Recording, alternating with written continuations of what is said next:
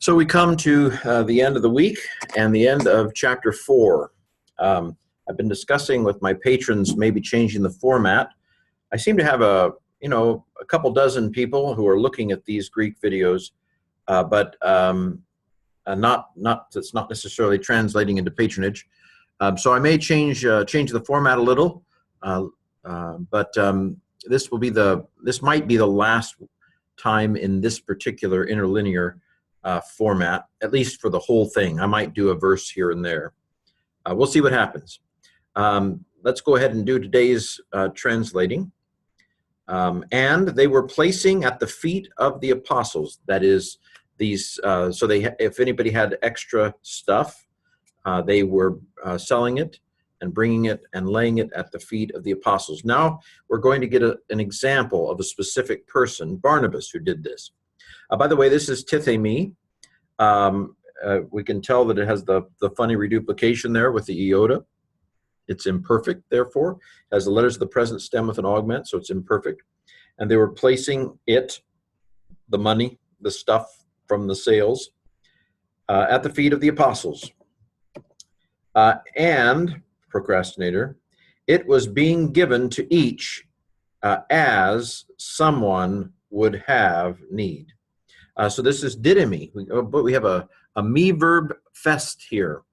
So this is diadidymi, which means to give to, I guess, something like that, to distribute, maybe. It was being distributed. It's imperfect because the augment on the present stem, third person singular, and it was being given to each just as someone would be having need. The little bomb here isn't.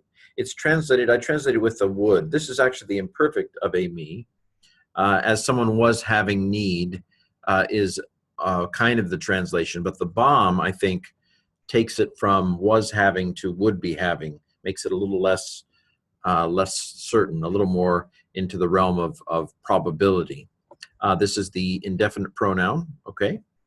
And Joseph, the one having been called, this is an aorist passive participle with theta epsilon, nominative masculine singular.